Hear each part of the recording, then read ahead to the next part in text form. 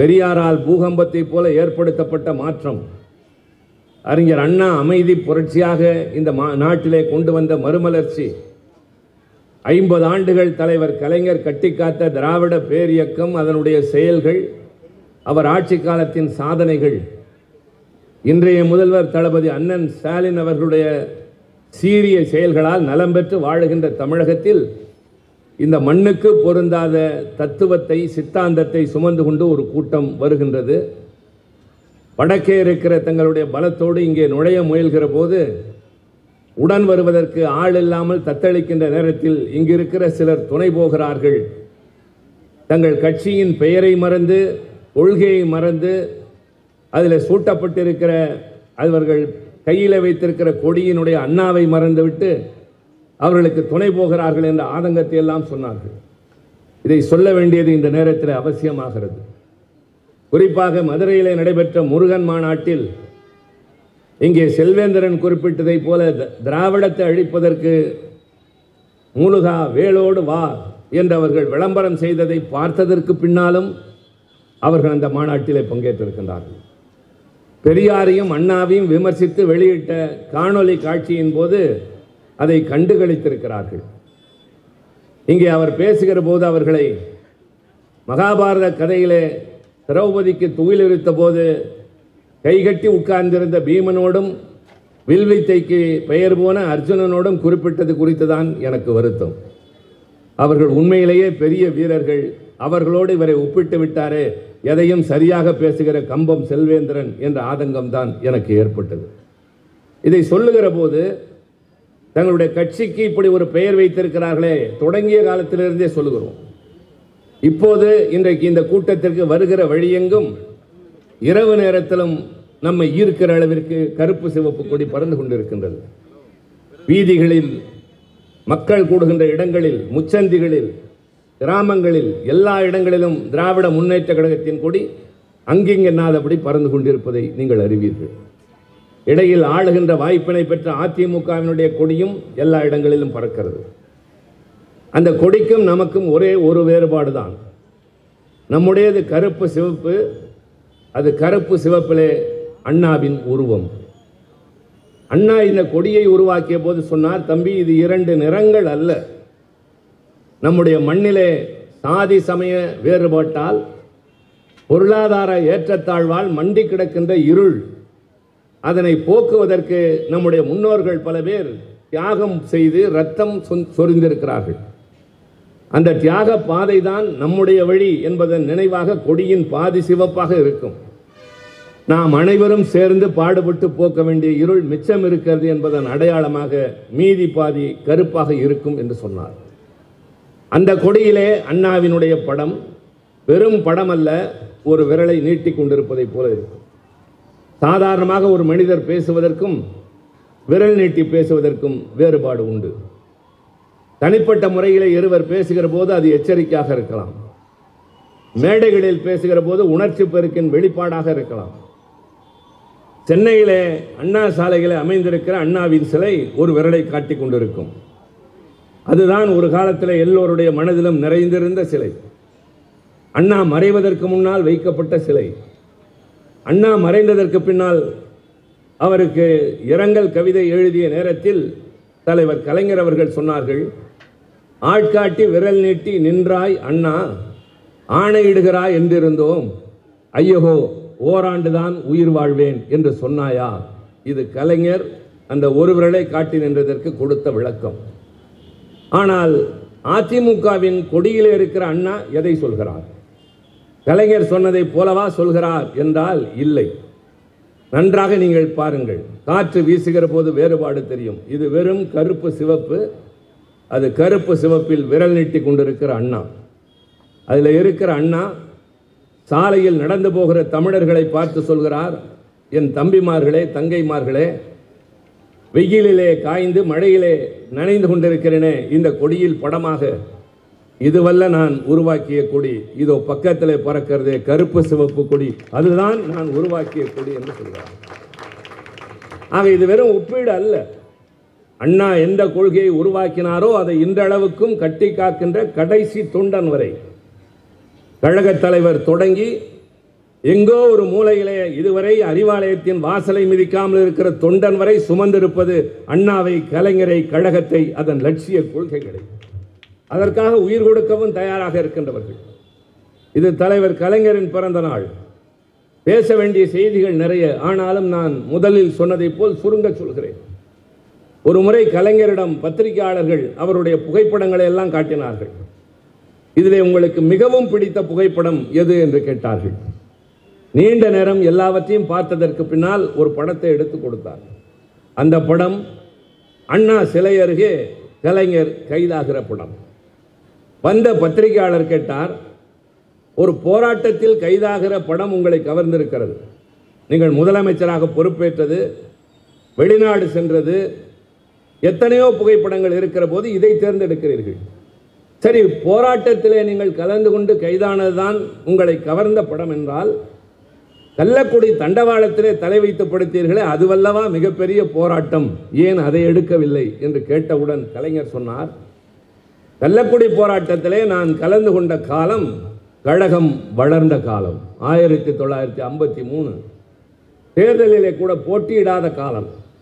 போராட்டங்கள் தான் கழகத்தினுடைய முக்கியமான பணிகளாக இருந்த காலம்.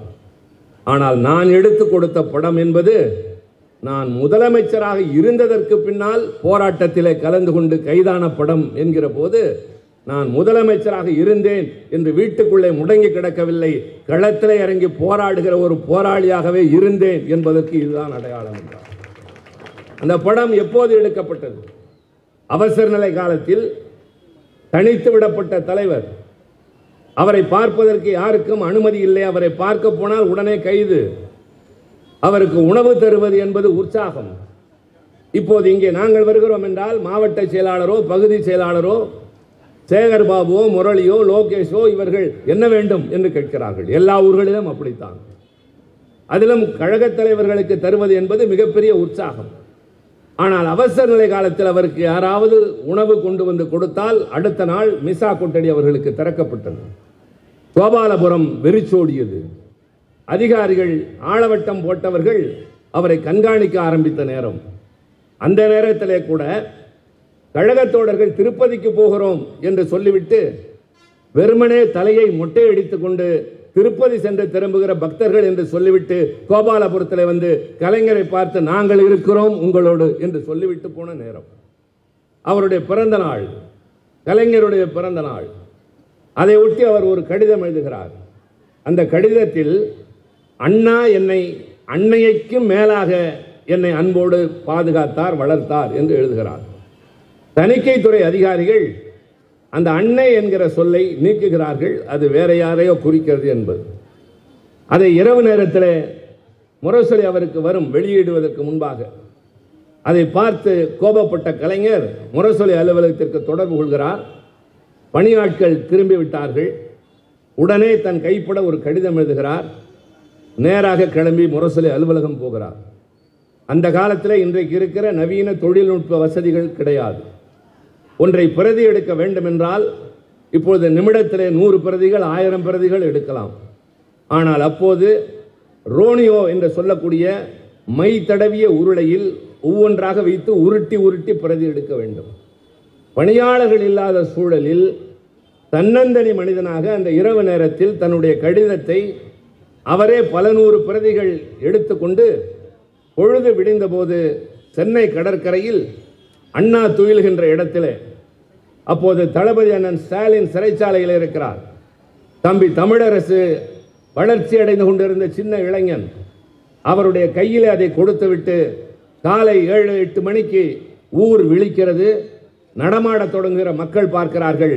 இந்த மாநிலத்தின் முதலமைச்சராக இருந்த ஒரு மனிதன் தெரு தெருவாக, வீடு வீடாக, கடை கடையாக துண்டு பிரசுரம் கொடுத்து கொண்டு போகிறார். இந்திய நாட்டில் ஜனநாயகத்தின் குரல் வளை நெரிக்கப்படுகிறது என்று சொல்லுகிற ஒரு அடிமட்ட தொண்டனாக கலைஞர் கிளம்பிய நாள் அந்த நாள். 2 பேராக கிளம்பிய அந்த போராட்டம் தான் அது. அவர் அண்ணா சிலை வருகிற போது கட்டுக்கடங்காத கூட்டம். செய்தி காதில் விழுந்த எல்லா தோழர்களும் வந்து விட்டார்கள். இனி பொறுக்க முடியாது என்று காவலர்கள் கைது செய்கிறார்கள். அந்த புகைப்படத்தை தான் எனக்கு பிடித்த படம் என்று கலைஞர் கொடுத்தாரே, இப்படிப்பட்ட வீரனை தவிர வேறு யார் எங்களுக்கு தலைவனாக இருக்க முடியும் என்று தமிழர்கள் கேட்கிறார்கள். அதிமுகவினர் கேட்கிறார்கள், நீங்கள் பாரதிய ஜனதாவோடு சேரவில்லையா? எல்லோரோடும் தான் சேர்ந்திருக்கிறோம். காலத்தின் கட்டாயம் கூட்டணிகள் அமையத்தான் செய்யும், ஆனால் எப்படி நடந்து கொள்கிறோம் என்பதுதான் முக்கியம். 1971 ஆண்டு முதலாக காங்கிரஸ் கட்சியும் கழகமும் ஒன்று சேர்ந்து தேர்தல் களம் காண்கிறது. அதுவரை எதிரும் புதிருமாக கடுமையான எதிர்க்கட்சிகளாக தலைவர்கள் ஒருவரை ஒருவர் விமர்சித்துக் கொண்டவர்களாக இருந்த காலகட்டம் மாறி முதலாக காங்கிரசும் கழகமும் கூட்டணி அமைக்கிறது. அந்த தேர்தலில் தமிழகத்தில் சட்டப்பேரவையில் 184 இடங்களில் நாம் வெற்றி பெறுகிறோம். இதுவரை வேற எந்த கட்சியும் பெறாத எண்ணிக்கை. நாடாளுமன்றம் முழுவதும் கழகமும் காங்கிரசும் மட்டுமே இருக்கிறது. இந்திரா காந்தி அம்மையார் பிரதமர், தமிழ்நாட்டின் முதலமைச்சர் கலைஞர், நல்ல நெருக்கத்தோடு நிறைய நடந்து கொண்டிருக்கின்றது. முற்போக்கு திட்டங்களுக்கு ஆதரவு கொடுத்து கொண்டிருக்கிறோம். இப்போது நான் பேசுவது ஜூன் மாதம், இன்றைக்கு 28. ஆனால் ஜூன் மாதம் 25ஆம் தேதி 1975ஆவது ஆண்டு இந்திரா காந்தி அம்மையாருடைய நாடாளுமன்ற உறுப்பினருக்கு தேர்ந்தெடுக்கப்பட்டது செல்லாது என்ற அலகாபாத் நீதிமன்றம் கொடுத்த தீர்ப்பின் அடிப்படையில் அவர் உடனே அரசியல் சட்டத்தை பயன்படுத்தி ஒரு பிரிவின் அடிப்படையில் அவசர நிலையை பிரகடனப்படுத்துகிறார். அவசர நிலை என்றால் என்ன? இதுபோல பொதுக்கூட்டங்கள் நடக்கக்கூடாது, மக்களை ஒரு இடத்தில் திரட்ட முடியாது, அரசியல் கட்சிகள் மேடைகளில் நின்று முழங்க முடியாது, விரும்பியதை எழுத முடியாது, எழுதினால் தணிக்கை அதிகாரிகள் அதை வெளியிட வேண்டும் என்கிறார்களோ அதுதான் வெளியிடப்படும். இன்றைய தலைமுறை இளைஞர்களுக்கு சொல்லுவேன், அந்த காலகட்டத்தில் துக்ளக் பத்திரிகை வெறும் கருப்பாகவே மையை தடவி பத்திரிகையை வெளியிட்டது. இந்தியன் எக்ஸ்பிரஸ் பத்திரிகை தலையங்கம் என்ற பகுதியிலே வெறும் கருப்பு மையை எழுதி வெளியிட்டது. காரணம், அதில் இருந்த முக்கால்வாசியை எடுத்து விட்டார்கள் என்ற காரணம்.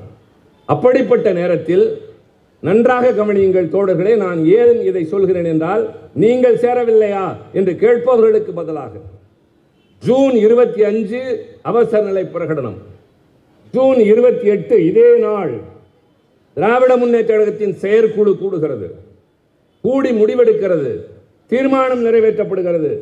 தீர்மானத்தை மக்களுக்கு தெரிவிக்கிற வகையில் சென்னை சீரணி அரங்க கடற்கரையிலே கூட்டம். அந்த கூட்டத்திலே கலைஞர் ஒரு முழக்கத்தை வைக்கிறார், கழகத் தோழர்கள் எல்லோரும் டெல்லிக்கு தந்தி கொடுங்கள். என்ன தந்தி? Revoke emergency, restore democracy, release the political prisoners.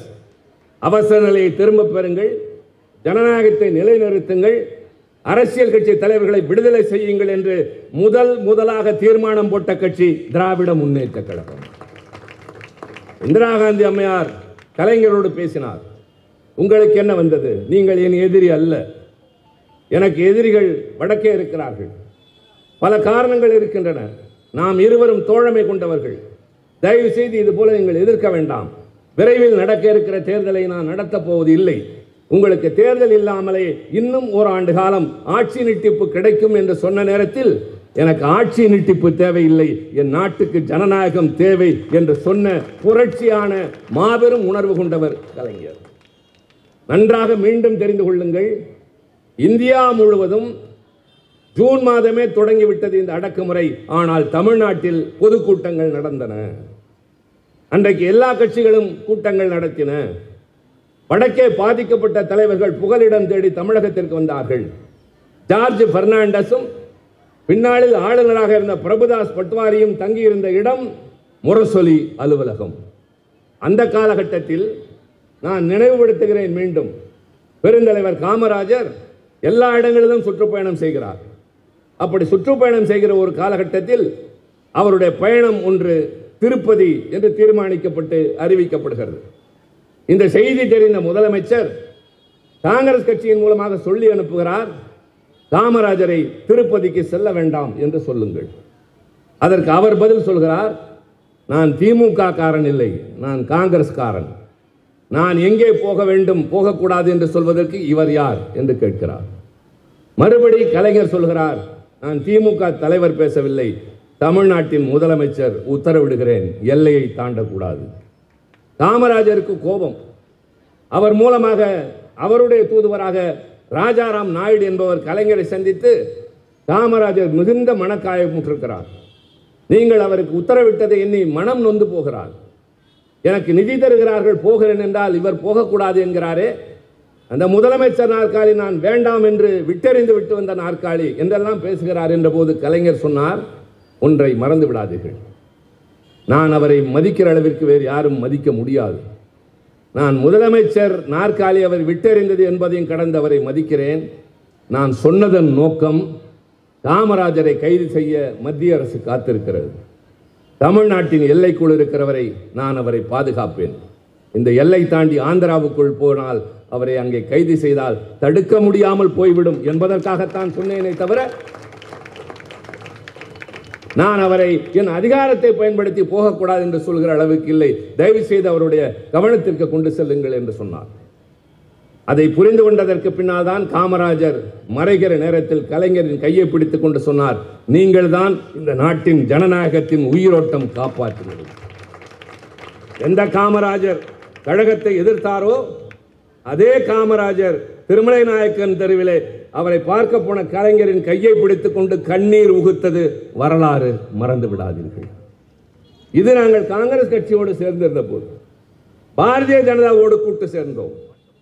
1999 ஆண்டு தேர்தலிலே வெற்றி, கூட்டணி ஆட்சி. அண்ணன் முரசொலி மாறன் எங்கள் கட்சியின் தலைவர் அங்கு. அப்போது அவருடைய தலைமையில் ஒரு குழுவினை அமைக்கிறார் வாஜ்பாய் அவர்கள். அந்த குழுவினுடைய நோக்கம் என்ன? இந்த அரசாங்கம் என்னென்ன செயல்படுத்த வேண்டும் என்கிற நோக்கங்களை கொண்ட திட்டத்தை ஒரு குழு உருவாக்கும். அதன் தலைவர் முரசொலி மாறன். அந்த குழுவின் முக்கியமான தீர்மானங்களாக அண்ணன் மொழிந்து அவர்கள் ஏற்றுக்கொண்டது என்ன தெரியுமா? அரசியல் சட்டத்தின் 370வது பிரிவில் கை வைக்க மாட்டோம், பொது சிவில் சட்டம் கொண்டு வர மாட்டோம், இந்தியை திணிக்க மாட்டோம், அதே போல ராமருக்கு கோயில் அந்த கோயில் என்றெல்லாம் நாங்கள் ஆரம்பிக்க மாட்டோம், நாட்டு நலனை மட்டுமே முன்னிறுத்துவோம் என்று அண்ணன் முரசொலி மாறன் எழுதியதில் பாரதிய ஜனதா கட்சியும் கையெழுத்திட்டதே. அதுதான் திமுக கூட்டணி சேர்ந்த போது நாங்கள் நடந்து கொண்ட விதம். கொள்கையை அடக்கி வைத்ததில்லை. நாங்கள் யாருடனும் எதற்காகவும் எங்களை சமரசம் செய்து கொண்டதில்லை. அந்த காலகட்டத்தில் அன்றைக்கு கல்வித்துறை அமைச்சராக இருந்த முரளி மனோகர் ஜோஷி என்பவர் சோதிடத்தை பல்கலைக்கழகத்தில் பாடத்திட்டமாக கொண்டு வருகிற ஒரு திட்டத்தை அறிவிக்கிறார். அறிவித்தவுடன் அண்ணன் முரசொலி மாறன் என்னை அழைத்தார். மாநிலங்களவையிலே அது குறித்து விவாதம் வரும், நீ போய் பேசு என்றார். நான் சொன்னேன், எதிர்த்து பேச வேண்டுமே, ஏன் பேசினால் என்ன, அதற்குத்தான் பேச சொன்னேன். இல்லை, கூட்டணி அரசு, நீங்கள் எல்லாம் அமைச்சராக இருக்கிறீர்கள், எப்படி எதிர்த்து பேசுவது என்ற போது, என்னையா அமைச்சர் பதவி, கொள்கை தான் முக்கியம், மாநாட்டில் பேசுவாய் அல்லவா, அதை போல போய் பேசு என்று சொன்னார். அவர் கொடுத்த அந்த உரிமையின் அடிப்படையில் நான் பல்வேறு மேற்கோள்களை காட்டி அது கூடாது என்று சொன்ன நேரத்தில் கடைசியாக ஒன்றை சொன்னேன், உணர்ச்சி பெருக்கில் சொன்னேன், நாங்கள் உங்களோடு இருக்கிறோம் கூட்டணியில் என்பதற்காக நீங்கள் விரும்பியதெல்லாம் செய்தால் வேடிக்கை பார்க்கிற கட்சி நாங்கள் அல்ல. திமுக இருக்கிற இடத்தில் தவறுகள் நடக்காது, தவறுகள் நடக்கிற இடத்தில் திமுக இருக்காது என்று சொன்னேன். மாலையில் நான் திரும்பியவுடன் அண்ணன் என் உரையினை வாங்கி பார்த்தார். கிரிராஜன் பேசுவதற்கு முன்னால் என்னிடம் தன் உரையை காட்டுவார். நான் பக்கத்திலோ அல்லது முன்னாலே உட்கார்ந்து அவர்களுக்கு வழிகாட்டியாக இருக்கிறேன். கலாநிதி மக்களவையிலே பேசுகிறார். அன்றைக்கு எங்களுக்கெல்லாம் முன்னோடியாக இருந்த அவர் என் உரையினை கேட்டுவிட்டு போய் வா என்று சொன்னார். வேறொன்றும் சொல்லவில்லை, கருத்து சொல்லவில்லை, வேறு எந்த விதமான முகக்குறிப்பும் காட்டவில்லை. ஆனால் நான் பேசியதை தலைவருக்கு தெரிவித்து விட்டார். எப்பொழுதும் அவர் அப்படித்தான், உடனடியாக எல்லாம் தலைவருக்கு வந்து சேரும். தலைவரும் என்னிடம் ஒன்றும் கேட்கவில்லை. வேறு சில நேரங்களில் மறுநாள் காலையே தொலைபேசி அழைப்பு வரும், அன்றைக்கு வரவில்லை. 2 நாள் கழித்து தம்பி சேகர் பாபு இதே மாவட்டத்தில் கலைஞர் கூட்டம் பேசுகிறார். கூட்டம் பேசுகிற நேரத்தில் பலவற்றை சொல்கிற நேரத்தில் சொல்கிறார், டெல்லியிலே கூட்டணி அரசாங்கத்தில் நாம் இடம்பெற்றிருக்கிறோம், அதிலே தம்பி முரசொலி மாறன் உள்ளிட்டவர்களெல்லாம் அமைச்சர்கள். அந்த அரசாங்கம் சோதிடத்தை பல்கலைக்கழகத்தில் பாடத்திட்டமாக கொண்டு வருகிறது என்பதை பற்றி பேசுவதற்கு கழகத்தின் சார்பில் மாநிலங்களவையில் தம்பி திருச்சி சிவா பணிக்கப்பட்டார். பேசுகிற நேரத்தில் அவர் ஒரு கருத்தை சொல்லியிருக்கிறார். தவறுகள் நடக்கிற இடத்தில் திமுக இருக்காது, திமுக இருக்கிற இடத்தில் தவறுகள் நடக்காது என்று. அது அவருடைய சொந்த கருத்து என்று நான் சொல்ல மாட்டேன், அது என்னுடைய கருத்து. அது திமுகவின் கருத்து என்று சொன்ன நேரத்தில் என் வாழ்க்கையில் எத்தனையோ பெற்றிருக்கிறேன். அன்றடைந்த ஓகையை நான் அடைந்தது இல்லை. ஒரு தொண்டன், ஒரு இளைஞன் பேசியதை என்னுடைய கருத்து என்று தலைவர் சொல்கிறார் என்றால் பதவியை நாங்கள் பெரிதாக கருதியதில்லை, கொள்கையை பெரிதாக கருதினோம். அதிமுகவினரே, எங்களை நோக்கி விரல் நீட்டாதீர்கள். நீங்கள் சேரவில்லையா என்று கேட்காதீர்கள். காலத்தின் சூழலில் பல்வேறு காரணங்களில் சில கட்சிகளோடு சேருவோம். ஆனால் அதே நேரத்தில் எங்கள் கொள்கைகளின் அடிப்படையில் சேருவோம். இன்றைக்கு கழகம் பெருமையோடு இது செம்மொழி நாள். ஒவ்வொரு நாளும் ஒரு பெயர், ஒவ்வொரு கூட்டத்திற்கும் ஒரு அடைமொழி. எந்த புலவரை கையில் வைத்திருக்கிறாரோ தெரியாது. யாராவது மண்டபத்தில் எழுதி கொடுக்கிறார்களா என்று தர்மியிடம் சொன்னதை போல யாரோ எப்படியோ அல்லது அவரே எழுதுகிறாரா தெரியாது. இன்றைக்கு செம்மொழி நாள். தெற்கிலே எழுந்த இமயம் என்று சொல்லுகின்ற அந்த வார்த்தைகள், இதையெல்லாம் பார்க்கிற போது செம்மொழி என்ற இந்த அங்கீகாரத்தை பெற்றது கலைஞர். எத்தனை பெற்றோம்? சேது கால்வாய் திட்டம் கொண்டு வந்தோமே, அது கொண்டு வரப்பட்டிருந்தால் பொருளாதாரத்தில் இந்தியா உயர்ந்திருக்குமே. சுற்றி செல்லுகின்ற பயணம் கப்பல்களுக்கு குறைந்திருக்குமே, எரிபொருள் சேமிக்கப்பட்டிருக்குமே. இல்லாத சேது பாலம் இருக்கிறது என்று சொல்லி 2500 கோடி ரூபாய் செலவழித்ததை வீணடித்தது பாரதிய ஜனதா கட்சி தானே. அந்த காரணங்களினால் தான் வெளியேறினோம். அவர்களோடு நாங்கள் நிலைத்து நிற்க முடியாததற்கு காரணம் கொள்கையில் மாறுபட்டார்கள், மண்ணுக்கு பொருந்தாதை செய்தார்கள். இன்றைக்கும் அதைத்தான் செய்கிறார்கள். கழகம் இன்றைக்கு அவர்களை எதிர்க்கிறது என்றால் தனிப்பட்ட அந்த கட்சியின் பிரதமர் நரேந்திர மோடியை, அமித்ஷாவை அல்ல, அவர்கள் கொள்கையையும் அவர்கள் ஆட்சி நடக்கிற முறையும் திராவிட முன்னேற்ற கழகம் எதிர்க்கிறது. வடக்கே இருக்கிற ஆட்சி வஞ்சிக்கிறது. தமிழ்நாட்டு மக்களுக்கு அடுக்கடுக்கான திட்டங்களை செய்கிற ஆட்சிக்கு ஊக்கம் தருவதற்கு பதிலாக, உறுதுணையாக இருப்பதற்கு பதிலாக தர வேண்டிய நிதியை கூட தர மறுக்கிற போது 2500 கோடி தர முடியாதா? நான் என்ன செய்வேன் என்று சொல்லவில்லை. நீ 10,000 கோடிகள் என்றாலும் ஆட்சி நடத்துகிற யோகிதை எனக்கு உண்டு என்று சொல்லுகிற முதலமைச்சர் தமிழ்நாட்டின் முதலமைச்சர். ஆக கொள்கை ரீதியாக இன்றைக்கு தங்களை சமரசம் செய்து கொண்டிருக்கிற அதிமுக அவர்களுக்கு துணையாக போகிறது. நான் ஒரே ஒரு முக்கியமான செய்தியை சொல்கிறேன். இன்றைய கூட்டத்திற்கு நான் அதை உச்சமாக வைத்துக் கொள்கிறேன். பேசலாம், உங்களை பார்க்கிற போது பேசுகிற ஆர்வம் வரலாம். ஆனால் உங்கள் அல்லல் தெரியும் என்று நான் தொடக்கத்தில் சொன்னதை இன்னமும் மனதில் நிறுத்துகிறேன். உணர்ச்சி அலைமோதுகிறது என்பதற்காக நான் அதை மறந்துவிட்டு பேசவில்லை. முக்கியமான செய்தி, இன்றைக்கு பாரதிய ஜனதா ஆட்சிக்கு வந்ததற்கு பின்னால் இயற்றிய சட்டங்களில் பெரும்பாலானவை மாநிலங்களின் உரிமைகளை பறிப்பது, மாநில அதிகாரத்திற்குள்ளே அத்துமீறுவது, சிறுபான்மையினரை ஒழிப்பதற்கு என்னவெல்லாம் செய்ய முடியுமோ அத்தனையும் செய்வது. அப்படி அவர்கள் செய்ததில் முத்தலாக் சட்டம் ஒன்று, அண்மையிலே வக்ஃபு சட்ட திருத்தம் ஒன்று, அதற்கு முன்னால் UAPA என்று ஒரு சட்டம். பல பேருக்கு தெரியாது, இளைஞர்களுக்கு தெரியாது, நண்பர்கள் தெரிந்து கொள்ள வேண்டும். அன்லாஃபுல் ஆக்டிவிட்டீஸ் பிரிவென்ஷன் ஆக்ட் என்பது, அது மிசாவை விட கொடுமையான சட்டம். அவர்களை கைது செய்ய அந்த சட்டம் பிறப்பிக்கப்பட்டால் மாநிலத்து போலீசாருக்கு அவர்களை கைது செய்கிற அதிகாரம் கிடையாது. டெல்லியில் இருந்து NIA என்ற அமைப்பு வரும், கைது செய்யும், சிறையில் அடைக்கும், எத்தனை காலம் உள்ளே தெரியாது. அப்படி இந்தியா முழுவதும் ஆயிரக்கணக்கில் இஸ்லாமியர்களும் பத்திரிகையாளர்களும் சமூகத்திற்கு போராடுகின்ற பல ஆக்டிவிஸ்ட் என்று சொல்லக்கூடியவர்களும் அடைபட்டிருக்கிறார்கள். எத்தனை பேருக்கு தெரியும்? நாங்கள் எதிர்த்தோம். திமுக மட்டும்தான் எதிர்த்தது. அந்த கொடும்பாதக சட்டத்திற்கு ஆதரவாக வாக்களித்த கட்சி அதிமுக. தயவு செய்து குறித்துக் கொள்ளுங்கள். அதைவிட முக்கியம் குடியுரிமை சட்ட திருத்தம். குடியுரிமை என்றால் என்ன? நீங்களும் நானும் இந்தியாவின் குடிமகன். உங்கள் கையிலே ஆதார் அட்டை இருக்கிறது. மாதந்தோறும் எங்கள் தலைவர் தருகிற உரிமை தொகை உங்கள் வீடு தேடி வருகிறது, உங்கள் வங்கி கணக்குக்கு வருகிறது. உங்களுக்கான சலுகைகள் எல்லாம் கிடைக்கிறது, உரிமைகள் எல்லாம் கிடைக்கிறது. ஆனால் குடியுரிமை இல்லை என்றால் அனாதை என்று பெயர். பொருள் ஈட்டலாம், ஆனால் ஒன்றை வாங்க முடியாது. இலங்கை அகதிகள் இங்கே இருக்கிறார்கள், உழைப்பார்கள், சம்பாதிப்பார்கள், ஆனால் சொந்தமாக ஒரு ஸ்கூட்டர் வாங்க முடியாது.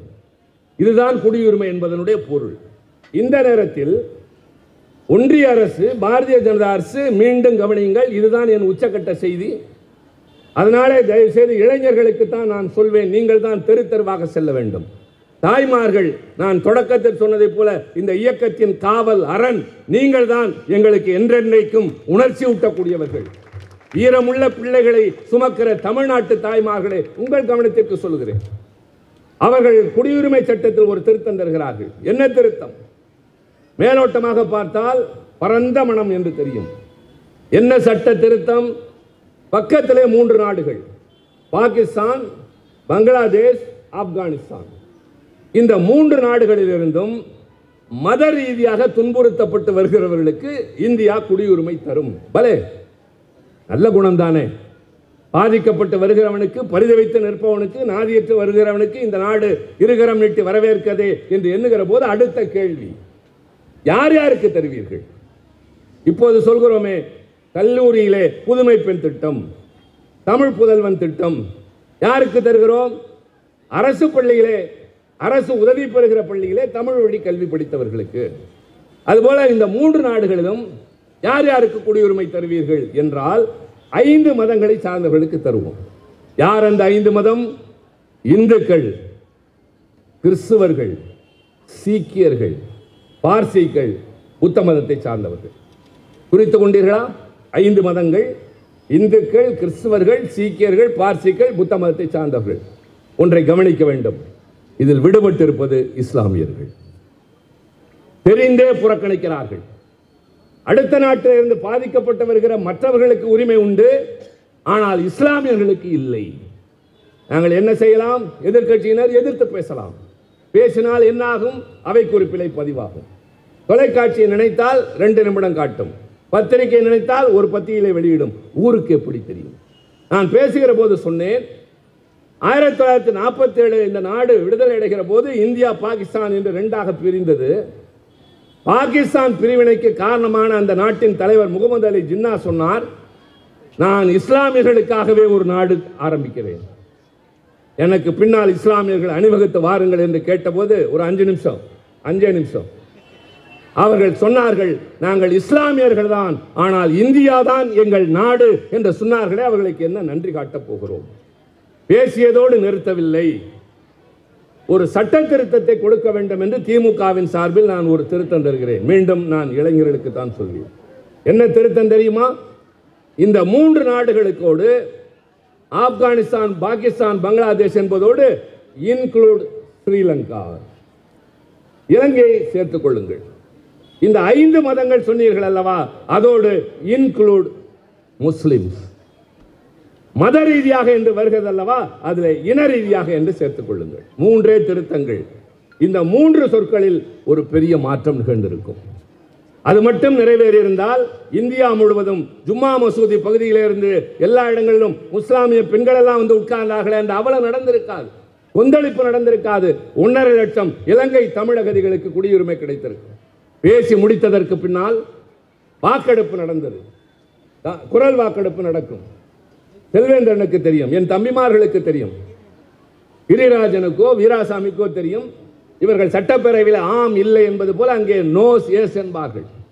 நான் கொடுத்த திருத்தம் வாக்கெடுப்புக்கு விடப்படுகிறது. அவர்கள் எது அதிகம் இருந்தாலும் நோஸ் என்று சொல்லி இந்த திருத்தம் தோற்கடிக்கப்பட்டது என்றார்கள். நான் ஓயவில்லை. மாறாக நான் கேட்டேன், மின்னணு வாக்குப்பதிவு வேண்டும் என்று கேட்டேன். என்றால் என்ன பொருள்? எத்தனை பேர் இதற்கு ஆதரவு, எத்தனை பேர் எதிர்ப்பு, எண்ணிக்கை ரீதியில் எனக்கு தெரிந்தாக வேண்டும். காரணம், இது வரலாற்று பக்கத்திலே பதிய வேண்டிய ஒரு முக்கியமான திருத்தம் என்று சொன்னவுடன் மின்னணு வாக்குப்பதிவுக்கு உத்தரவிட்டார்கள். அன்றைக்கு திமுகவுக்கு மாநிலங்களவையில் இருந்த உறுப்பினர்கள் எண்ணிக்கை 5, இன்றைக்கு 10 பேர். 5 பேர் இருந்த அந்த கட்சி நான் கொடுத்த திருத்தத்திற்கு எத்தனை வாக்குகள் ஆதரவு தெரியுமா? 99. காங்கிரஸ் கட்சி, சமாஜ்வாடி, கம்யூனிஸ்ட், பகுஜன் சமாஜ் கட்சி, எல்லா கட்சிகளும் ஆதரவு. 99 ஓட்டுகள். திருச்சி சிவா கொடுத்த திருத்தம். அடுத்து பாரதிய ஜனதாவுக்கு எத்தனை வாக்குகள்? 124. வெற்றி பெற்று விட்டார்கள். 25 வாக்குகள் வித்தியாசத்தில் வெற்றி. ஆனால் அந்த 25 வாக்குகளில் 13 ஓட்டு அதிமுக ஓட்டு. அந்த 13 வாக்குகள் எங்களுக்கு ஆதரவாக விழுந்திருந்தால் 99 112 ஆகி இருக்கும். 124 111 ஆகியிருக்கும். ஒற்றை வாக்கு வித்தியாசத்தில் 1.5 லட்சம் இலங்கை தமிழ் அகதிகள் குடியுரிமை பெற்றிருப்பார். இந்த நாட்டிலே இருக்கிற இஸ்லாமியர்களுக்கு குடியுரிமை கிடைத்திருக்கும். படுபாதகம் செய்த கட்சி அதிமுக. யார் மன்னிக்கிறார்களோ இல்லையோ, இந்த நாட்டிலே இருக்கிற இஸ்லாமியர்கள் ஒருவர் கூட அதிமுகவை மன்னிக்க கூடாது என்பதற்கு இதைவிட எடுத்துக்காட்டில்லை. நான் கதை சொல்லவில்லை, நடந்ததற்கு ஆதாரங்கள் இருக்கின்றன. இஸ்லாமியர்கள் வஞ்சிக்கப்படுகிறார்கள், கிறிஸ்தவர்களை நோகடிக்கிறார்கள், சிறுபான்மையினரை வதைக்கிறார்கள், மாநில அரசுகளை நசுக்குகிறார்கள்.